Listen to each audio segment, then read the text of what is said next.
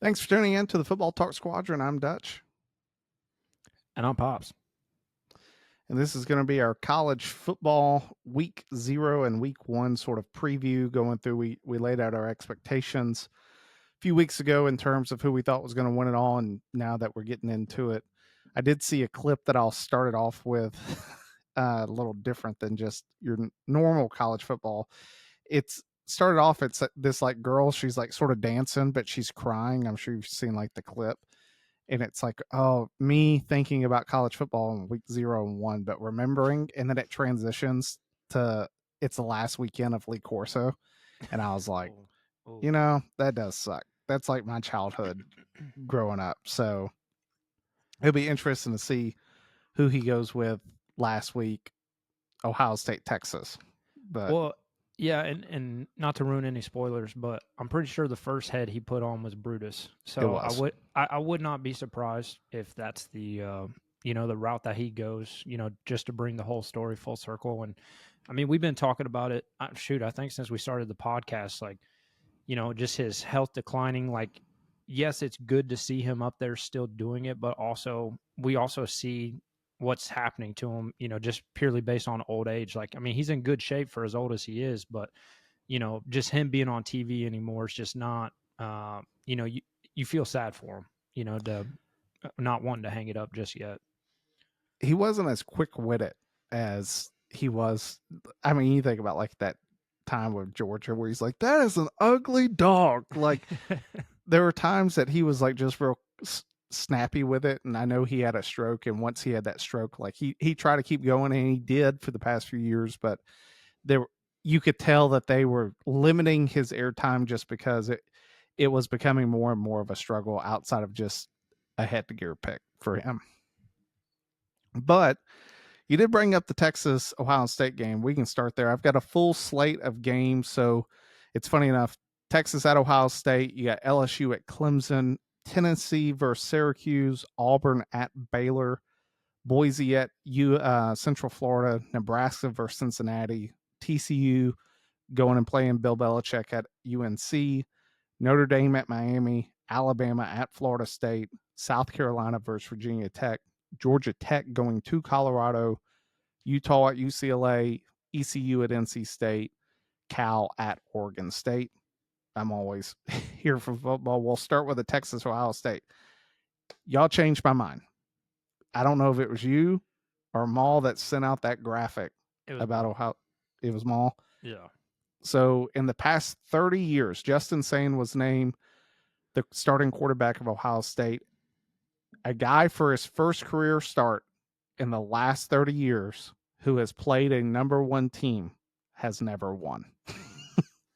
Which that to me is, it's sort of like, I know Caleb Williams broke it last year with the Bears. It's pretty known that if you're a rookie QB, your very first start, you don't win in the NFL. I think Caleb was the first one to do it since the 80s. Very difficult to do in the NFL, very difficult to do in college. Now, I get that it's also not as widespread. You're getting your first start against the number 1 team in the nation. But that being said, what are your thoughts going into Texas at Ohio State? Yeah, I mean, Julian saying obviously won out the competition. The real question is going to be, we're going to continue to see how these roster turnovers year after year.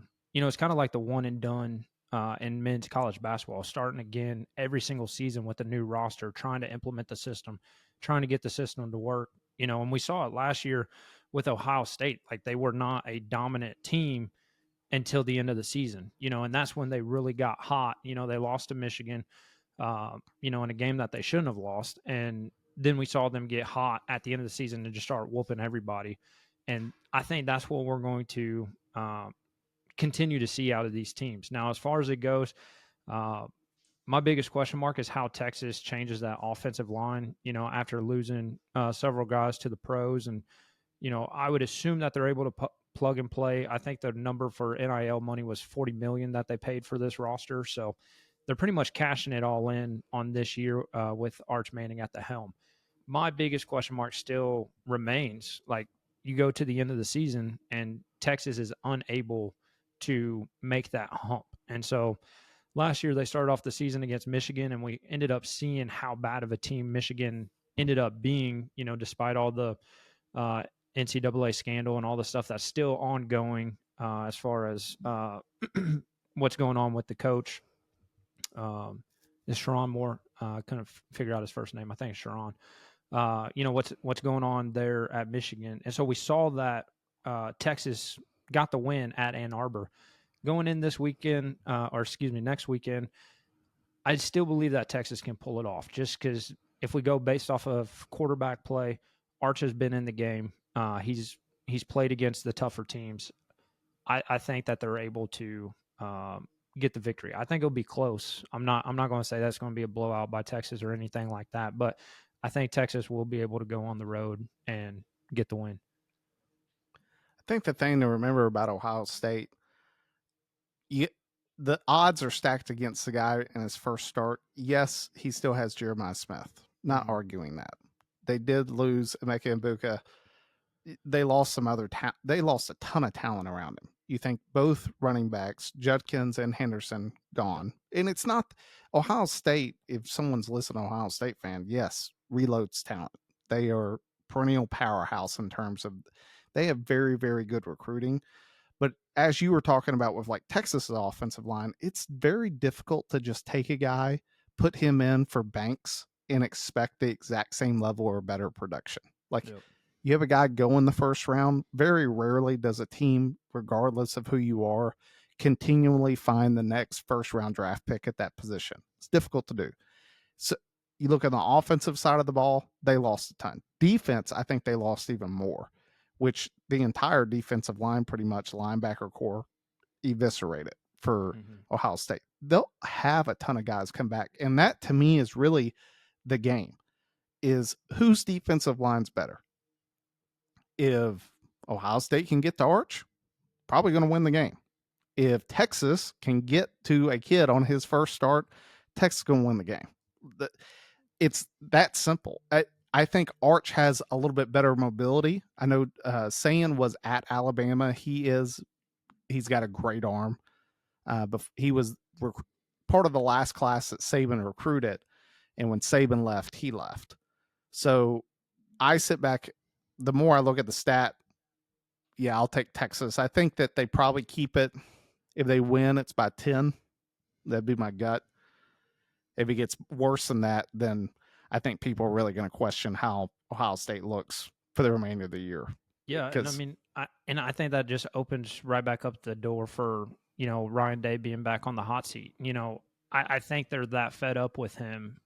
Even despite winning the national championship, I think that they're still going to immediately start saying, because that's all they talk about, the talking heads on ESPN is, oh, he lost opening game against Texas. What's going to happen against Michigan? And all this kind of stuff. All that talk's just going to come right back for Ryan Day if they don't win next weekend. Maul also picked Texas over Ohio State according to his text message. You talk about opening game weekend struggles.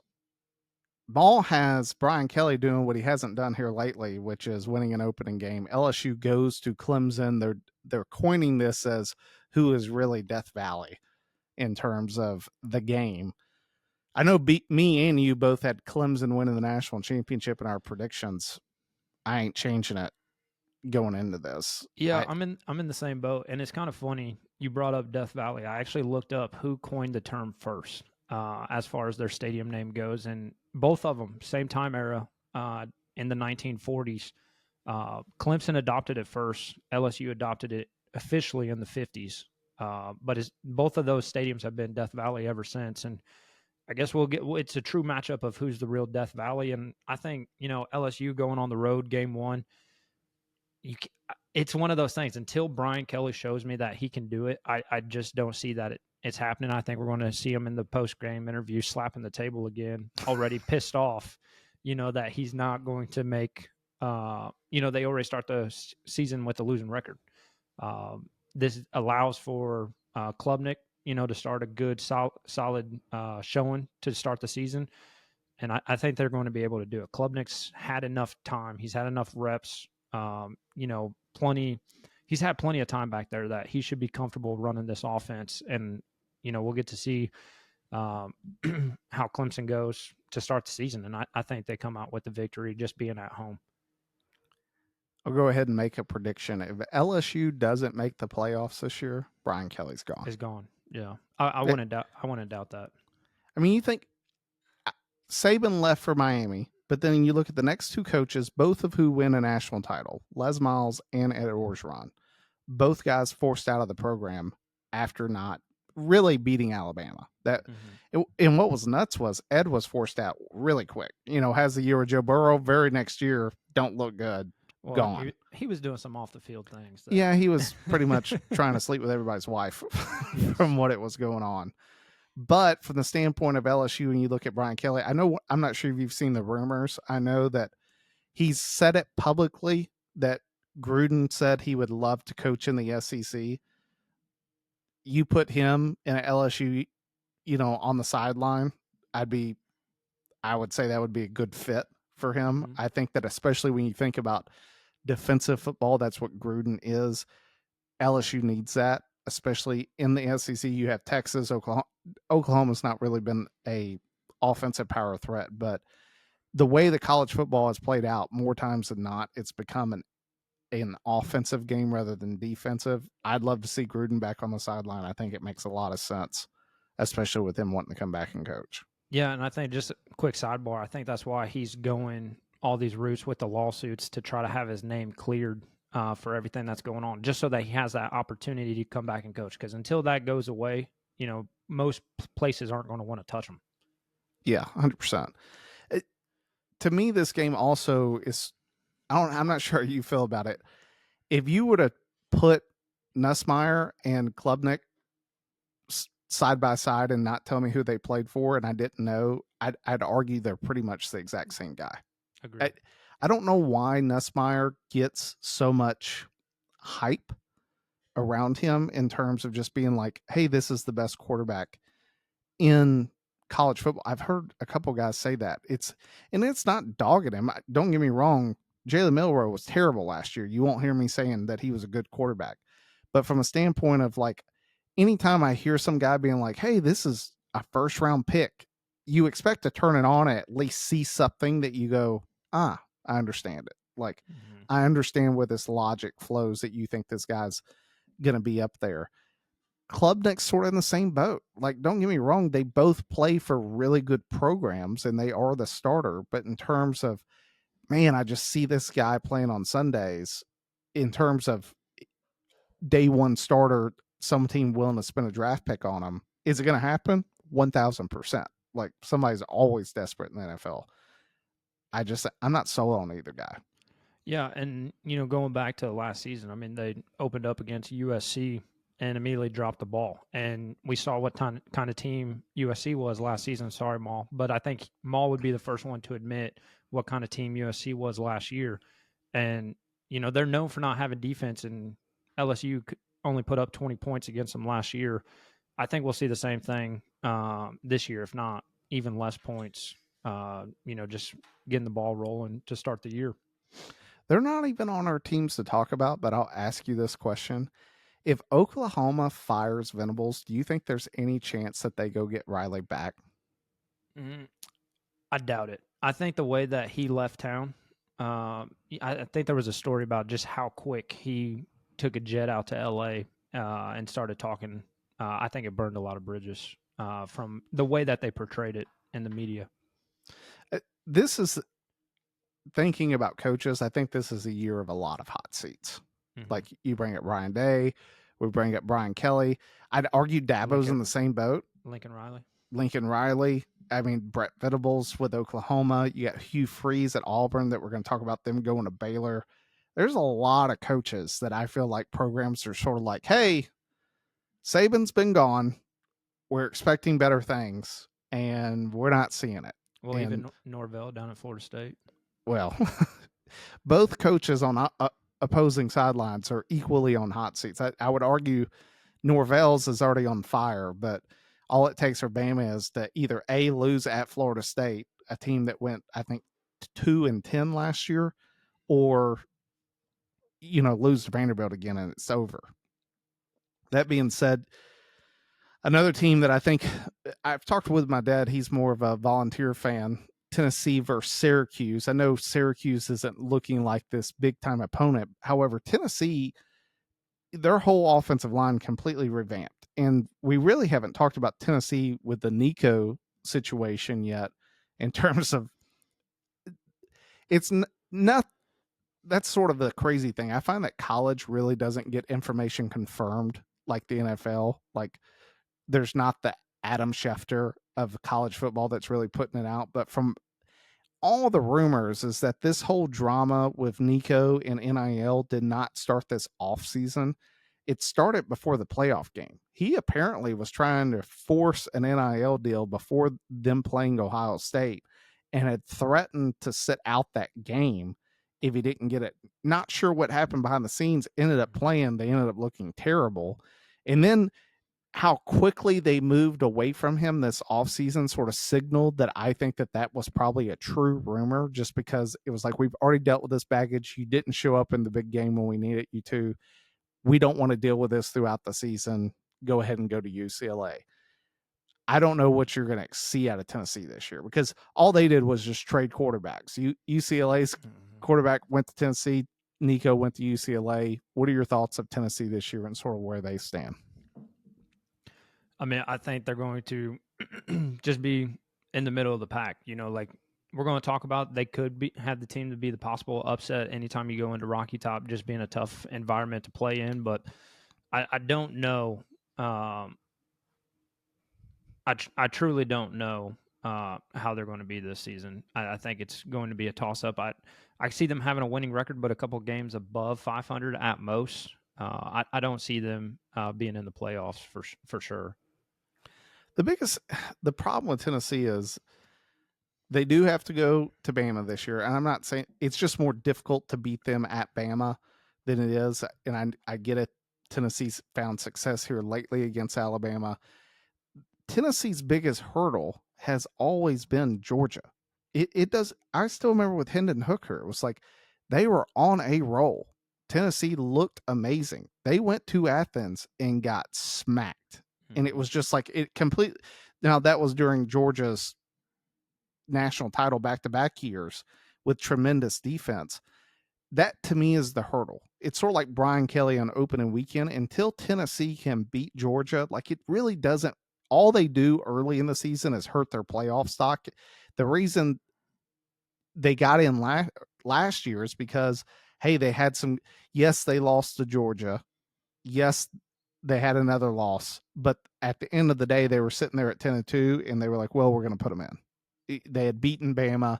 Bama, for some reason, was still looked at as a good win, even though they had gotten obliterated by Oklahoma and lost to Vanderbilt. So, one of those ones that it's tough, but we'll see. Next coach we talked about on a hot seat, Hugh Freeze going to Baylor. I have seen enough of, dude. They went out and got Arnold from Oklahoma, this quarterback. Mm-hmm.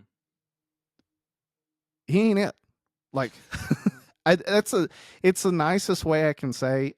I don't see them winning this. Like, I think Hugh Freeze about halfway through the year is maybe looking at head coaching jobs at Liberty or JMU again, because I don't see Auburn putting up with him this year. Well, and that's the thing too, is that they're also hyping up Baylor. To be a team that gets over, close to 10 wins this season. So it'd be a great start for Baylor to come out and have a strong showing to help bolster their argument in the Big 12.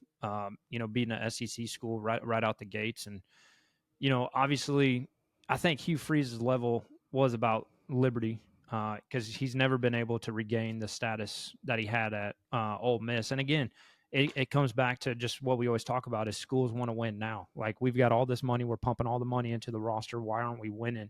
we're and everything nowadays is driven by money, and they don't see the results, and they'll be looking for a new coach. You know, if Auburn has another bad season. 1,000%. It's Baylor. The Big 12 is wide open. We have Iowa State playing Kansas State to open it up this coming week or tomorrow. That's the big game kicking off in Ireland. The other game that's kicking off a little early is next Friday, not this Friday, but next, Georgia Tech at Colorado, and then we get into week one. Iowa State, I'll let you lead off with that in terms of tomorrow's game. You were talking about them with their offensive line. Yeah, I was so looking now. The Big 12 has mandatory reporting for injury reports 3 days prior. You have to know who's actually going to be out, who's questionable up to kickoff, and they've got 5 linemen that are, I think 2 starters and the rest are backups, but they're already going to be hurting on the offensive line side. The good news is looking at Kansas State. Kansas State's got they're the inverse. They've got about 5 defensive linemen that are hurt as well. So it's kind of going to be a toss up of who wins the trenches. And everybody thinks that Rocco Beck's going to have he's going to be the MVP of the team, but Iowa State also has a strong running back. So if the starting offensive line can get the push from the hurt Kansas State defensive line, I think it's going to be Iowa State's game to lose. In my opinion, going back to last season, they beat Kansas State at the end of the season and really helped project themselves higher up into the Big 12. I kind of want to boil it back down to how we choose the NFL games of, who was the first team to get over to Dublin first. That's going to be the team that wins. Just whoever, transitions to not being jet lagged, 2 days before kickoff. So I personally, I'm going to take Iowa State in this game, just based off of who they had coming back. They're also hyping up their defensive lineman. I can't remember his name off the top of my head right now, but he's supposed to have a big year, one of his last years of college ball, and I think it's going to be a Cyclones win. I really like Matt Campbell, the coach of Iowa State. I think he's always been that coach. I think he's sort of like your Mike Tomlin. I think he's capable of winning a Big 12 championship, but what you can count on Iowa State is always being at least a 500. Like they're going to be good. Yeah. Will they be undefeated? Probably not. But are they going to ruin some team seasons? 100%. It just, for me, it seems like they have a lack of like talent to compete at the national level, but they for sure have the talent to compete within the Big 12. And I go back to for me, I feel like Iowa State's really been put on the map. The last one that I can think about, the person who put Iowa State on the map, in my opinion, was David Montgomery. The year that he had there, and I think Iowa State's been talked about every season since him. Because after him was Breece Hall. So like Iowa State has had some good. Obviously, Brock Purdy. Don't want to leave him out.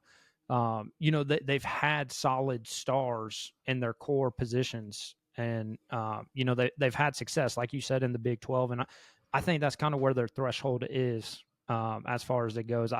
If they made it into the playoffs, I wouldn't see them going much further than the first round, in my opinion. Next 2 games, I bring them up. They're listed here on the guide for week 1. I think it's more because of the playoff implications that the 2 teams have. You got Boise State playoff team last year at Central Florida, and then Nebraska, who a lot of people are like, hey, if the Big 12 or Big 10 has multiple teams in, Nebraska is for sure at least a sleeper. If not, I would argue your Indiana of last year to make it when you have Mahomes Jr. Out there slinging. I think Nebraska has a good shot, but they do go against Cincinnati. What are your thoughts in terms of those teams? Are both in the situation that I know for Boise, you win the conference, you're most likely going to get in just because top 5 highest ranked seed conference champs are going to get in. However, with Nebraska, what's your sort of logic on them and what you're wanting to see out of them in order to compete in the Big 10? Well, out of Nebraska, I just think Raiola's got to play better. He came in, and again, the comparison that I draw it to, I look back to Spencer Rattler at Oklahoma.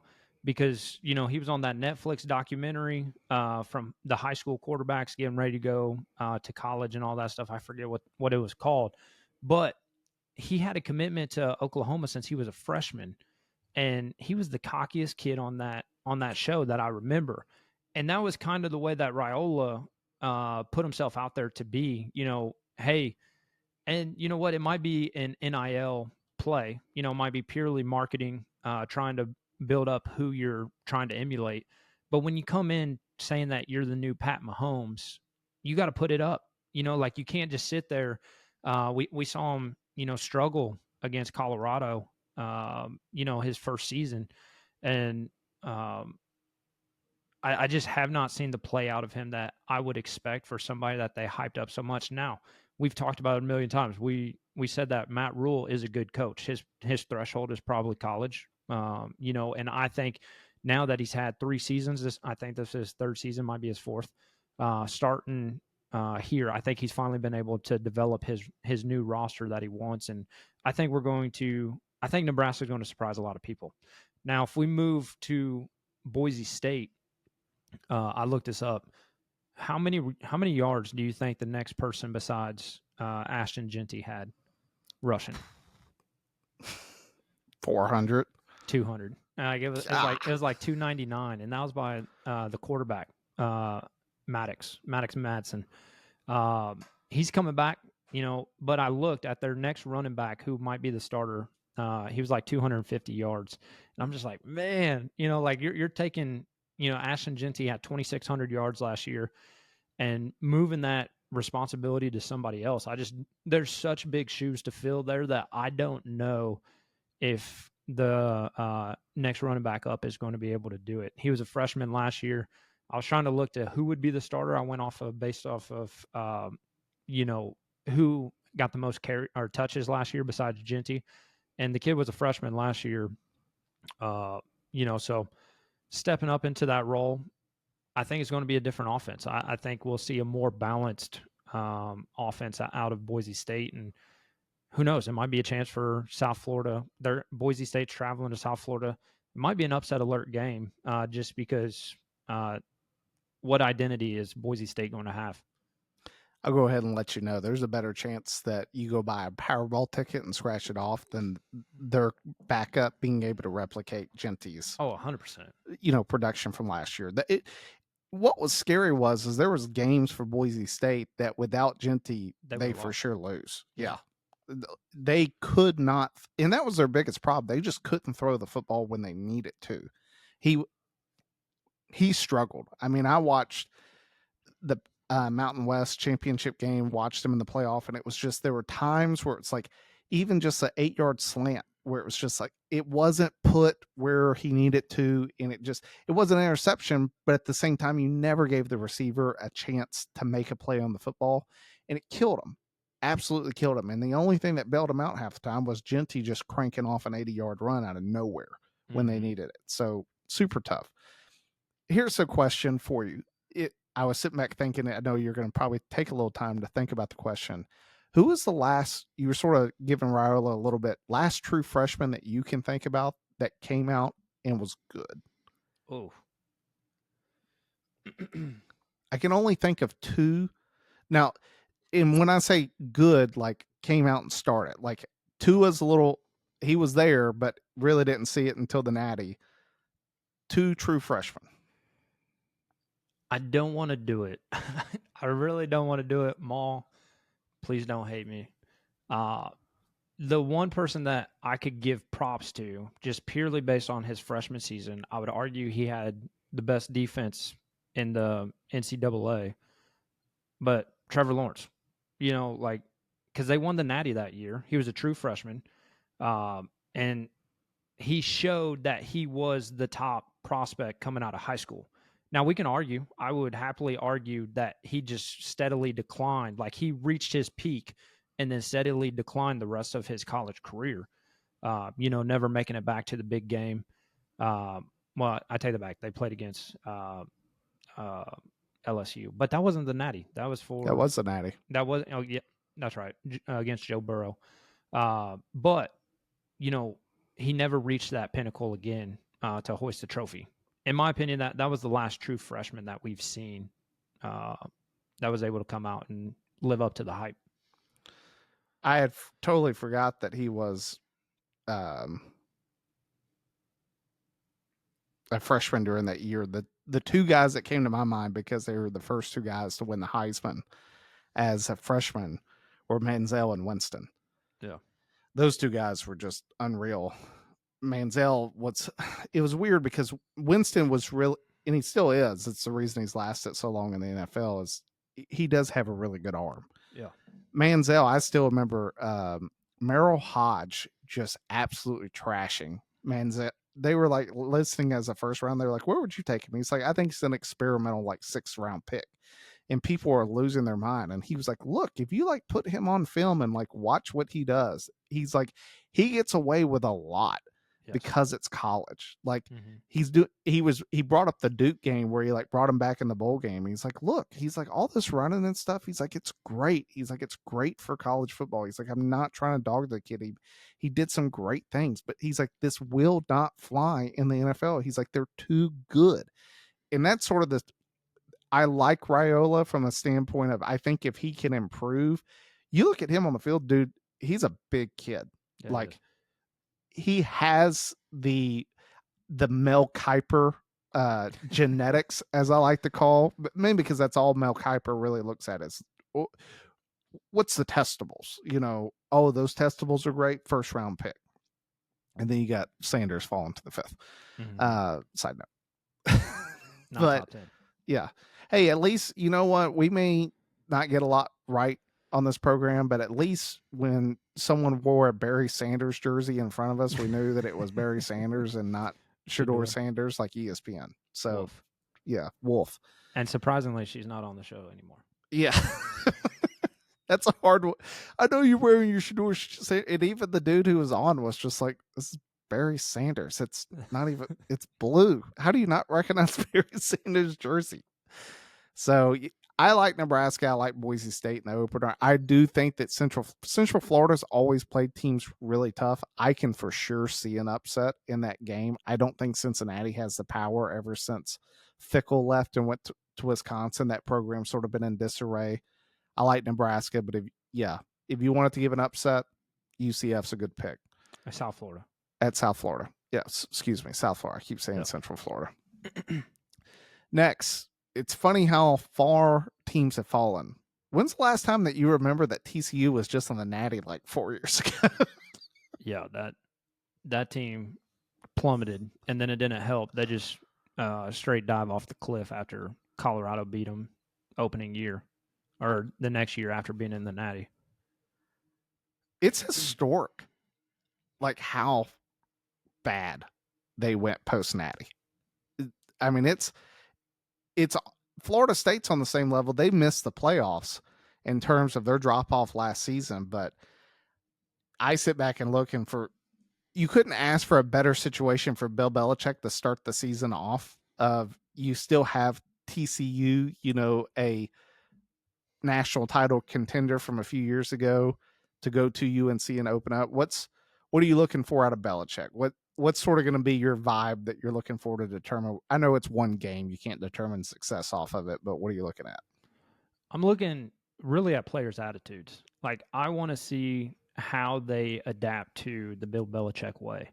And, you know, I personally think it's a generational thing, and maybe that's just you and I getting old, but that way of coaching used to work. You know, like, you used to get your butt chewed.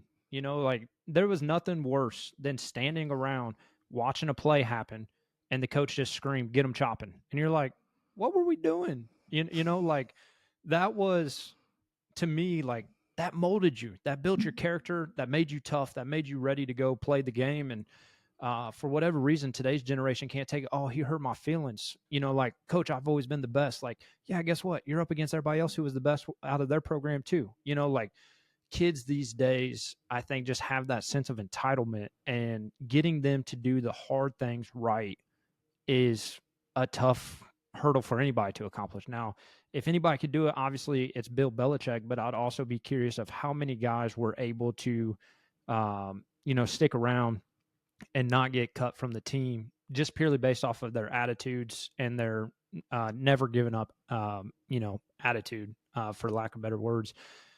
That to me is going to be the biggest question mark, because we know Bill's got it X's and O's. I know that he's going to have the scheme ready to go. He he's got Michael Lombardi, as the GM, I think, as which is crazy, or president. What president of Player football? personnel. Yeah, so he's the one that's going out doing the scouting, getting the not necessarily the blue chips, but might be getting the 4, 3 stars, that are just looking for a step up to the 5-star programs.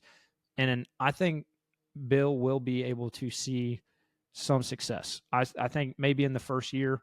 I mean, Mac Brown always had him competitive. You were always on upset alert when you played UNC, because you didn't know what was going to happen, and there were plenty of games that Mac Brown shouldn't have won, but ended up winning, just purely based off his coaching. Now, we could also talk that he was on a steady decline. I don't know if Bill's on a steady decline yet. Like, yeah, he's climbing up there in age, but Jordan's keeping him young. So I will be. I'm curious if they'll be able to keep all the hype quiet, which I think Bill's been able to do for years. Um, to focus fully on football, and like I said, it's going to come back to how the players respond during the game. I agree with that. I reference this to what I told Maul when Lincoln Riley went to USC. You don't need to win an natty year one. What you need to do is show that you can compete. If he can just take them to a good bowl game, if they're in every game, they need to still be good enough to, like I said, get to a good bowl game. But as you pointed out, I think that in terms of college football right now, there is not a better X's and O's than Bill Belichick. Mm-hmm. And I would argue that if it was him versus Saban and you put two equal rosters against one another, I don't know who'd win the game. Yeah, because Because who taught Saban? I'd probably go with Belichick from an Yeah. X's and O's standpoint. Like, you listen to former players talk about how he read things, he watched enough film that he knew guys' traits, and that was at the pro level. College, the only thing that's going to limit Belichick is, can he get the players to do the schemes, that they be in the right place at the right time. If he can do that, I promise you he will torment guys with 3 and 4 star guys. Yes. It'll blow guys' minds for coverages. He will. They showed a documentary on the Patriot Way that he legitimately was telling them, "Hey, when they punt it this way, I need you to be 20 yards further up the field than you think." And they're like, "Coach, what are you talking about? Dude's punting." He's like, "I'm telling you, the wind at this direction at night is going to force the ball to the left. If you're 20 yards up, it's going to save us yardage." And he's like, I remember very first play. He's like, I did it. And he was like, yeah, that's exactly what happened. It hung up. It was just like, couldn't believe it. And he's like, that's how in depth this guy is. If he can just start, because you have Jordan money. Like, I don't care what anyone says. If UNC shows traction, they'll get the money. They'll get the recruits. Like, kids will want to go play there if they just see, hey, this is where to go. That's all it takes. I agree with you though. Like, it's not, for me, it's not just the players' attitudes. It's like, what do you see out of Belichick when things are going wrong? Is he throwing a clipboard, or is there coaching on the sideline? Like, do you see him going and really, you got hammering down on the coaching? That's what. How does Bill? It's not even relate. It's how does he deal with the fact that he's not dealing with professionals anymore, and he really can't hold them to a professional standard, because at the end of the day, the kid's 17 years old. Like, it's no longer Tom Brady that you got. And then that's going to be the thing, like, is he going to be treating it like he's a volunteer at the YMCA? Like, oh, we'll get him next time, or is he actually like, no, this is how we're going to fix this and remedy the situation? Yeah, absolutely. It's option 2. The day I see Bill Belichick just being like, I don't care. Like, he's done. He's done. I don't see that at all. It's just a paycheck to him. Catholics versus convicts. Who do you got? Just purely based on the fact that I don't trust Carson Beck, I would take UND or Notre Dame. I personally think Marcus Freeman has figured it out. I think he's built the program that he wants there. The biggest question is still going to be the quarterback position. Like the last couple of years with Sam Hartman, Riley Leonard. Like they had the running back. But the attack from the quarterback. Obviously, Riley Leonard had some success last year, uh, but he wasn't the prolific passer that they needed him to be. Like I felt a lot of times when they needed the yards from Riley, it was with his feet more so than him throwing the ball. So it would be great to see who they've got at the quarterback position. But I think Notre Dame's going to be able to walk away with it just because they've always got a good defense. And Miami, they've always had to play from behind in the Cam Ward days. And if you think not Stetson Bennett, if you think Carson Beck's going to be the one, to lead them from a deficit, I mean, he got pulled last year for Gunner, whatever that kid's name was, Stockton. Uh, I don't see Carson Beck being that guy. My argument: Notre Dame is Georgia, same team, same philosophy, just worse at quarterback, and I'd argue even worse wide receivers. Yeah. Same running backs. Like, you think about how Notre Dame wins games. It's keep the score low, run the football, take clock off, and quarterback just not make mistakes. How's Georgia win games? Same thing. Keep the score low, run the ball, quarterback just don't make mistakes. Carson Beck cost them games last year. Cost them the Alabama game, almost cost them the Georgia Tech game, cost them the Ole Miss game. Multiple times they showed that, hey, he's a problem. I agree with you in that it's so hard to pick Miami because of Carson Beck and the problems he's shown throwing the football in Notre Dame being a defensive team. However, if Miami can just, I'd argue, put up 28 points, they're going to win the game. Like, I don't think until Notre Dame shows me that they can air the football out, that's Notre Dame's biggest problem, is they really should have lost to Penn State. Penn State had the game. Agreed. Just Aller ruined it with that interception. Like, they showed how unequally matched they were against Ohio State offensively, just because, yes, they drove it down and it looked like Leonard had been put through a blender after running the ball 12 times. I remember I called my dad and I was like, this game's over. He's like, what do you think? And I was like, they ain't going to quarterback can't run the ball 12 plays on the first drive and expect him to make it to the fourth quarter. Like, he'll be done. Sorry. It's not going to happen. And sure enough, that's the way it worked out. So I agree with you. I think Notre Dame takes it from a defensive standpoint, but Miami's best hope is just, if you can put up some points on Notre Dame, I don't see Notre Dame winning the game. Yeah, I'm looking at it right now. CJ Carr, redshirt freshman.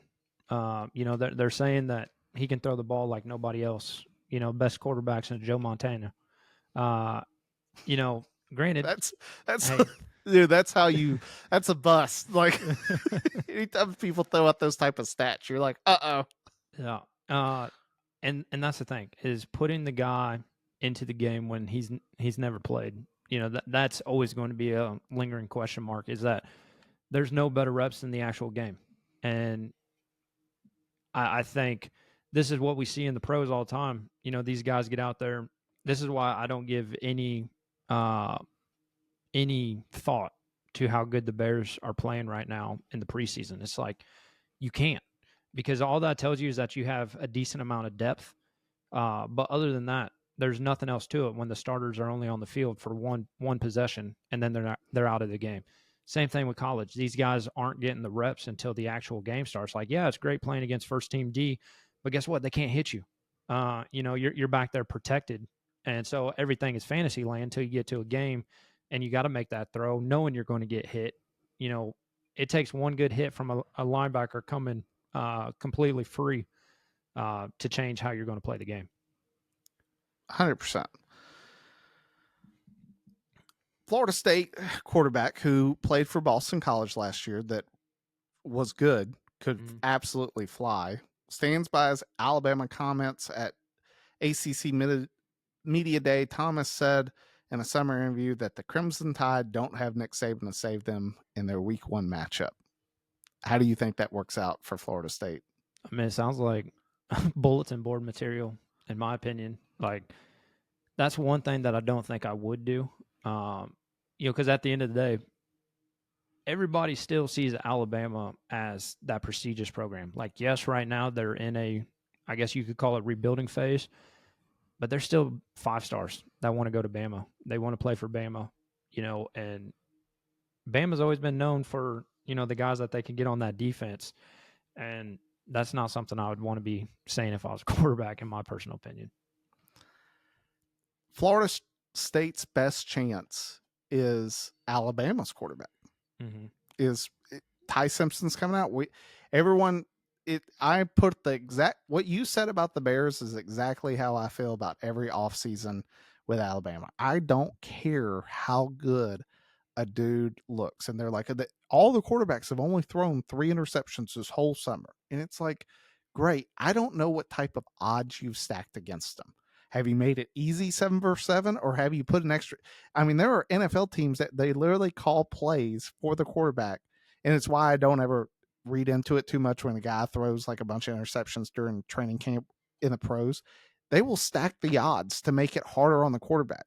Why? Mm-hmm. Because they know it's in the game, it's going to be easier because of the defensive rules in terms of interference and everything else. How Bama's quarterback situation plays out determines their playoff implications this year. I think Bama's got a really good defense. They still have Ryan Williams. Jam Miller's going to be out of this game. He just had his collarbone. It didn't break, but it dislocated. So he's out. They're starting running back. But the crazy, as you talked about, it's like, oh, well, they're missing their starter. And it's like, well, they have 3 5-stars on the roster. It's like, dude, someone's going to get to eat, and they're going to find their guy who can run the football. I can guarantee you that. So you sit back and you look at it from that standpoint. Florida State, if they can just get the Simpson and keep it a low scoring game on Alabama's side of the ball, going that's the only thing that it takes really to beat Bama is if you can just give your team hope going into the fourth quarter and you keep it within a touchdown game, then people believe that you can beat Bama. But where Bama wins so many times is they just get ahead. They go into halftime up 10, they come out second half, they get the ball up 17. Mm-hmm. And you're just like, here we go again. Like they just keep winning. And that's what Bama does. If they can follow that sort of Nick Saban mantra of how they literally make guys quit. That's what happened. But if you give guys hope, Florida State has hope going in the fourth quarter. It's anybody's game. But I will say, looking at it, do you know the percentage right now? Like, if you go onto ESPN, what the prediction says? no, They're giving Florida State a 9.6% chance to win. Like, I think there's enough writing on the wall about Norvell's job security right now down at Florida State. Like, he essentially this game would silence people, until they lose the next game. In my but if he opinion. comes out and gets blown out 45-0, it's over. See ya, dog. Yeah, that's They're right. gonna bury the dude. Yep. All right, me and you, we hyped him up. You got South Carolina starting the season versus Virginia Tech. Maul said this, I think it was on the phone or something the other day, and my dad echoed it the same way. I don't know how to reference Shane Beamer and South Carolina, but it's always this sort of like it's this team it's almost like the Deion Sanders of the SEC. There's a lot of hype, but Mm-hmm. more times than not, in another great team to compare him with is Oklahoma State with Gundy. It's like every year you're like, okay, this could be the year they have enough pieces, and they'll lose a game that you're like, how in the world did you guys lose that game? And this is how it looks versus Virginia Tech. Virginia Tech hasn't been a powerhouse in years. South Carolina is being hyped as possibly an SEC champion favorite. Thoughts going on in? Yeah, I think what we saw out of Sellers last year, was enough hope to make them. I think an early season Heisman hopeful, as we've already kind of discussed in the predictions episode, and I don't think it's going to be a competition necessarily for this game to be on an upset alert. They're in Columbia. They've got all the great conditions, I guess, for an opening season game, and I truly like Beamer. Obviously his dad was a great coach. Was he Virginia Tech? Or Yeah. yeah, that's what I was going to say. So like there is a little bit of pride there with what's going. Are they playing UVA or They're Virginia playing Tech? Virginia Tech, Okay. South Carolina, Yeah. All Virginia right. Tech. Yeah. I was just making sure. Like his dad had the success with Vic, both Vic brothers, and stuff like that. And so I think there's a little bit of pride for Beamer playing this game to take down his dad's old program. He's well respected. I think with Virginia Tech, he's shown that he's able to change around South Carolina. I mean, shoot, he was winning with Spencer Rattler. Tell me what Spencer's been able to do in the pros. And I think this should be the breakout season for Beamer. I think if they don't make the playoffs, then the season's a failure as far as my eyes go for how Beamer has tried to make the change to the program. South, it's the reason I picked them to win the SEC is their schedule is favorable. Mm-hmm. Like, yes, they have to go to LSU, tough game. They don't have to play Georgia. They get Alabama at home. Like, South Carolina will be lit for that game. And I promise you that they should have beat Bama last year. It'll be close again this year, regardless. Sorry, getting choked up thinking about Bama losing again. It's scarred last year after Vanderbilt. I'm in the same, but like I like South Carolina this week. There's going to be some future games, especially the LSU and Alabama game that are the more focused ones. Can they just get through the inferior opponents? I would argue yes. Next game, Georgia Tech, who I think is a sleeper in the ACC, going against a now Sander-less Colorado in terms of Sun's not playing either side of the football, and you lost your Heisman Trophy winner. Thoughts going into the game? Yeah, I think Georgia Tech's going to win. We talked about it on the predictions episode. I talked about the success that they had last year. They got the guys returning to come back and do it again. Personally, I think that they're going to get the media talking about, is Deion done? Does Deion care? I think it's going to be a statement win, in my personal opinion. I see it being a 2-score game, just because we've seen over the past couple of years, even with the offense, with Shador, Sanders, or sorry, Shador, Hunter, Jimmy Horn, all those guys, everybody was still able to get to the quarterback. So you put a strong defense in there, able to, the way that Colorado won was just running up the score. So you get a defense to stop that. You're already at an advantage. And then guess what? Colorado's defense couldn't stop anything. Tell me I'm wrong. Oh, it's a fact. Like how many 40, 50-point games were we seeing out of Colorado the whole time Shador was there? I just, until Deion shows that he can stop and create an actual defense, I see Georgia Tech winning this game easily.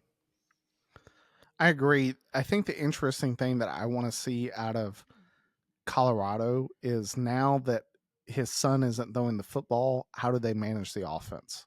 Yeah. Because I think there's less you can now have some real balance because you're not trying to highlight your son. Yep. And people will be like, he wasn't highlighting his son. And just as Shane Gillis said, they retired his jersey, not because he was a national championship guy, but because he went like 14-13 and almost won the Alamo Bowl. Yes. and that's true. Like, no Heisman, no national championship, no Big 12 championship, and you retire the guy's jersey. Like, make it make sense. Like, okay, I understand Travis Hunter. Sure. Like, you haven't had a Heisman Trophy winner since Salim, Yep. I believe, back in the 90s. So sure. If you want to do that, that's fine. But, like, make it make sense for why you would retire Shador Sanders' jersey and not Cordell Stewart's. I would argue Cordell Stewart 10 times better.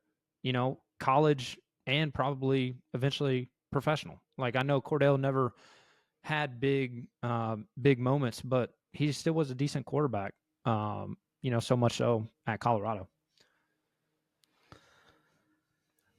Yeah. Next game, Utah at UCLA. Not going to have Cam Rising. He retired medically, also the fact that I think he had been playing college football for about, I don't know, 10 22 years. years. So, going to UCLA and facing Nico, ex volunteer, last year we were so hyped about Utah. Utah was the clear cut favorite. They're going to win the Big 12. Did not, happen at all in terms of their production. I'd argue that this year, if BYU had been able to keep their quarterback, a lot of us were pretty hyped up about BYU. Do you give either one of these teams, of these two teams, who do you give the better chance to? I mean, I'll still give the props to Utah. Like I think there's a cloud over the top of Nico and going out to UCLA. Yes, they got a big win last year against Miami, but I just don't see. I don't see the pieces. I mean, they still got a coach that can't even do a press conference. Um, so there's a lot of problems with UCLA right now, and I think Utah is the more established team. They were hurt all of last year, and I think this year they're coming back full strength, ready to go. We'll find out. It typically they're very similar to Notre Dame. Like good defense, can run the football. It just I find this is more true than anything in college football. It hinges upon your quarterback. Like, can you just have a guy that doesn't make mistakes? If you can just not turn the football over. Maul said it about Justin Sand with Ohio State. There was this tweet out that it was like, I just need you to steer the Lamborghini. I don't even need you to step on the gas pedal. Just keep it in between the lines of the road. Like, it will drive itself. You just need to not let it hit any of the rail guards along the way. Just keep it clean. Same with Utah. It's like, you have a great coach. You have a good team. Can you just keep it going down the center of the road? Next two games, I want to trash this one school just because it happened. I get so mad every single year. East Carolina at NC State. I don't know why we keep hyping up NC State. I am so sick and tired of hearing about NC State. They are like the Brian Kellys in terms of big games. They never win. Like, every year we go into it and they're like, oh, they're going to beat Clemson. It's like, and then they just get absolutely rocked.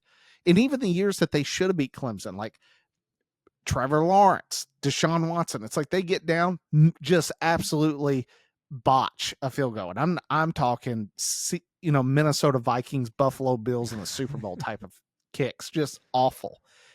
I don't know why they keep getting in this hype. And it's sort of this argument. I know we've made it in the past that all I find by us doing this is all it does is it's not about NC State. It's about giving them enough hype that they are sort of this resume builder for Clemson.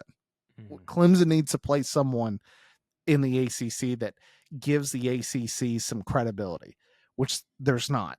When Florida State got absolutely smacked last year by everyone, I think everyone was just like, all right, maybe the ACC is not good. Maybe there was this like logic to this last year. Yeah. So, I don't disagree. I mean, looking at NC State, they were, who was it last year? Did they? I can't remember if it was last season when they played Tennessee, and it was at the beginning of the season. Yeah, it was at the beginning of the season. We all thought, hey, this is NC State chance to truly make a name for themselves, and Tennessee smacked them. So it's just like, all right, what are we doing? And your argument is logical. Like, we have to hype these teams up so that when the leaders of the conference play them and they blow them out, it just boosts Clemson's resume. And the same with what we were doing with, I think, Boston College last season as well. Like, obviously their quarterback just transferred, but it was like, hey, these teams are good, and then they play somebody good, and you're like, okay, just kidding. I think it was me last year starting to say that Arkansas was sneaky, or maybe Oklahoma State. I can't remember. They played each other last season, and one of the teams eviscerated the other, and I was just like, all right, well, I'll put that argument to bed. And I think that's what we're going to see again this season. Maybe it might be South Carolina. Like, they had so much hype going into the season. Maybe they only win by 7 against Virginia Tech. And obviously boat race their easy games the next 2 weeks, but then once they actually get into the SEC play, you're just like, okay, maybe we weren't right about who this team was supposed to be. Final game, Cal at Oregon State. Cal last year was surprising to me. I thought they were like, for as bad as I thought they were going to be, they competed in a lot of games last year that I didn't really give them a lot of credit for. I know you're looking up their schedule. I can do the same. Well, I was looking up who we didn't talk about because also got Penn State, Georgia, Oregon. Are they playing big games week 1? No, Okay. Georgia's playing Marshall. Wishing they had Chad Pennington and Randy Moss for that game. Probably suit them up in their 50s just to have a chance. Penn State's playing Nevada, and Oregon's playing Montana State. So, yeah. So Cal beat Auburn last year at Auburn. They did lose to Florida State by 5. They lost to Miami by 1. They lost to 22 Pittsburgh by 2. They lost to NC State by 1. They lost to Syracuse by 8. And then they got blown out by SMU 6-38. But from a standpoint of, we always talk about those one-score games. Like, if you flip their one-score game record over, you're like, oh, they're a playoff team. Like, they're right there. They're probably going and playing in the ACC championship, which is nuts. We'll see what Corvallis nightmares happen. I always say that just because I think if there's any stadium that mauls, like, I would rather just not ever see USC go playing again. It's at Oregon State. Yeah. But I think we're also in this, again, the transition phase. When they got rid of the Pac-12, just seeing, what life is going to look like for Oregon State, Washington State. Just, are they ever going to be able to make a name for themselves to get relegated, for a lack of better words, to a different conference? Because nobody wanted them. Oregon State has to do something, if they want to try to get the money coming in, because let's be honest, nobody's staying up late to watch Oregon State play football. I'm sorry. Oregon, different story, but Oregon's playing primetime games because of who they are. That's just not happening for Oregon State anytime soon. Oh, how they wish Phil Knight had just pulled for the other Oregon team, because that's really the only difference. I'll ask you this. I know it's a little off topic from week 0, week 1. You sent it out to us and posed the question.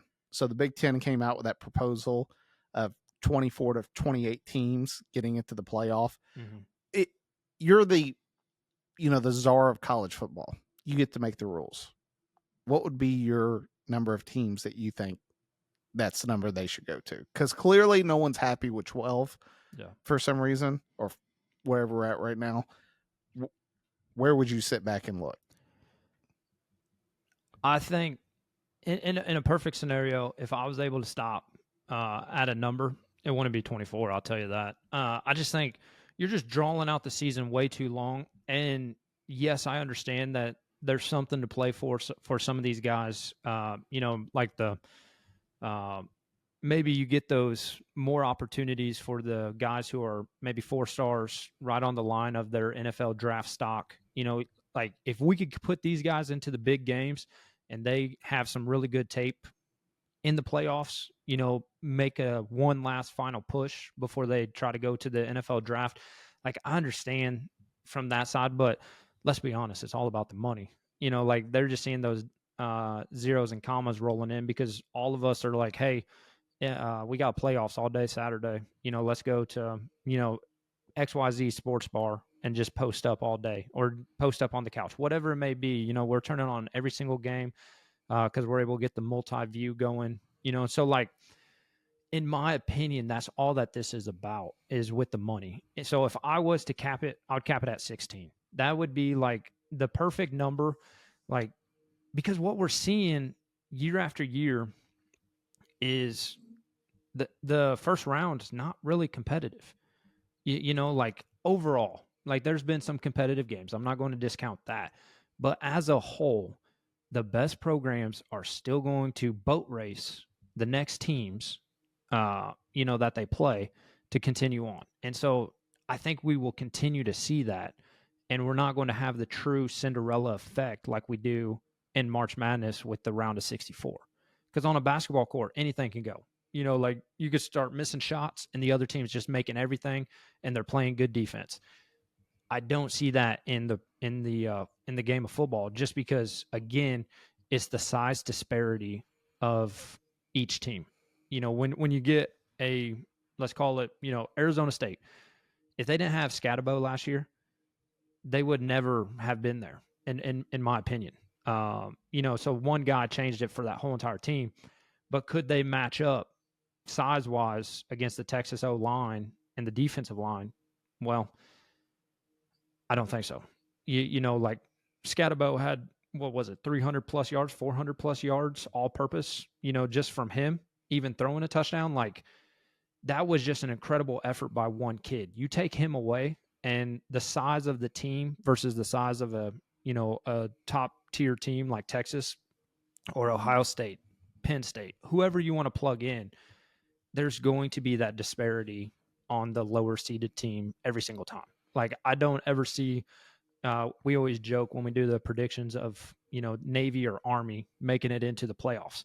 Like I'm sorry, your wing T is going to get blown up, by these 5-star dudes at Ohio State, and you're just going to get murdered and have maybe 50 yards on the day.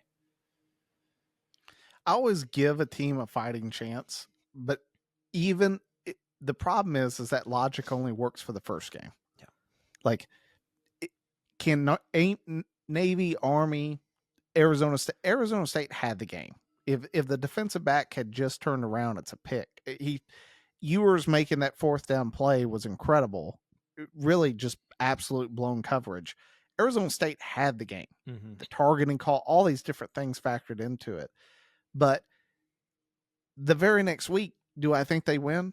No. It's like I would have hated to be the coach going into the next week because it would have been this huge letdown. It's so difficult, like you're saying, when you're so despairingly different in size to compete week after week. And it's not me trying to like say it's not possible, but statistics say that you have a less chance as you continue on this path just because of your own depth. Mm-hmm. The only thing I like about the Big Ten proposal, which I think that the conference commissioners understand this, is that the conference championship games are now hurting their own conference. Yes. Because their proposal was, let's do away with the conference championship games. The prime argument to this is a few years ago, Bama, Georgia. Mm-hmm. Georgia's undefeated. Bama goes in and beats Georgia in the SEC championship. And they're like, well, we got to put in Bama now. They're like, yeah. And they're like, well, what do we do with Georgia? And they're like, well, you put them in. And they're like, well, we can't because what about Texas? Texas beat Bama. And they're like, yeah, I get that. And they're like, so what do they end up doing? They kicked out Georgia and they put in Texas and Alabama. Yep. We saw how that worked out. In the end, Michigan ended up winning it all. But from a standpoint of you look at it from a conference commissioner, you're like, why do I want two teams that should have already been in, one of them getting punished, especially when that team was undefeated? They don't want that at all. They want more of the revenue going towards it. So I think that what you'll ultimately end up seeing is I do think that conference championship games will go away, and they'll just say the top two highest rated teams are automatically going in from the conference. Where it gets tricky is, and this is why the Big Ten, SEC have been lobbying, oh, we want 4, we want 5 teams. It's sort of like last year if Bama had beaten Oklahoma. If you had been sitting there and you had been looking at 3 to 4 different teams in the SEC that were all 10-2, that by matter of metrics, one of them went to the SEC championship and the others didn't, the SEC would have been sitting there be like, we should all have all the spots because all these teams, we just couldn't put them all in the SEC championship game. They couldn't prove it. There is some like argument to that. And as you talked about, it all goes back to money. What do they want? If they do away with it, SEC champion or the championship games, that's week 1 of the playoffs, right then and there. Like, great. The only thing I asked, and I sent it in the text to you guys when you asked us, is if you do this, I don't want to see a neutral site game until there's 4 teams left. Correct. Period. Like, the NFL has that figured out. Your home team, you get to, and they get to do it up until the Super Bowl, like, which I think would be fantastic for the sport. I don't understand what the big deal is. Well, I know what the big deal. It's money.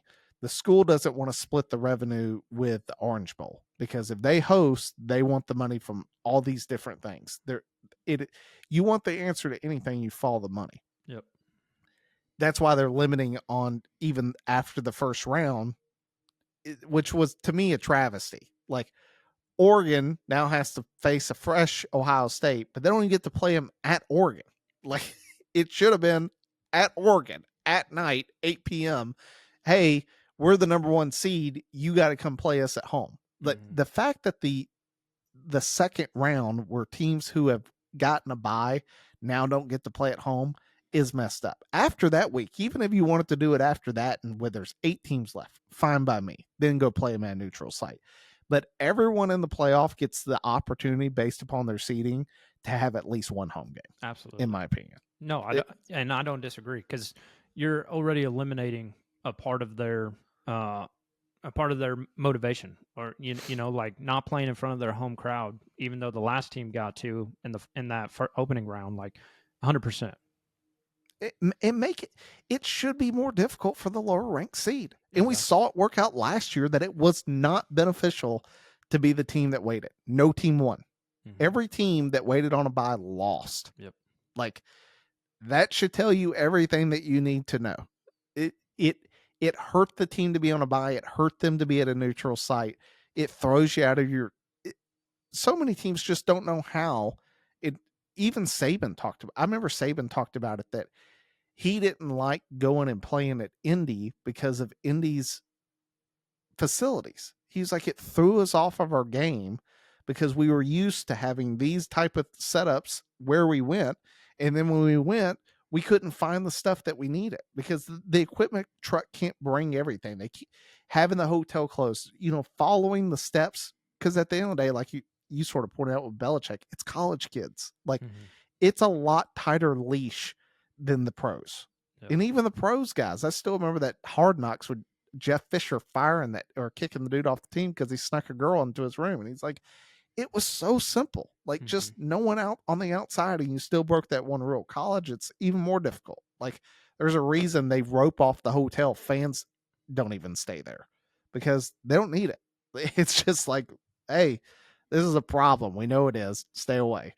You eliminate a lot that when you still have a home game. So, well, that was our rant on the playoff. Anything else? Week 0, week 1? No, man, I'm glad football's back. No, dude, for real. So we'll holler back after week 1 results. We'll see what happens and go from there and see if Pops is either a happy Texas fan or if he's already being like, I told you Arch Manning wasn't any good. So we'll see. All right, until next time, we'll see you guys later. Time Pull Jocks.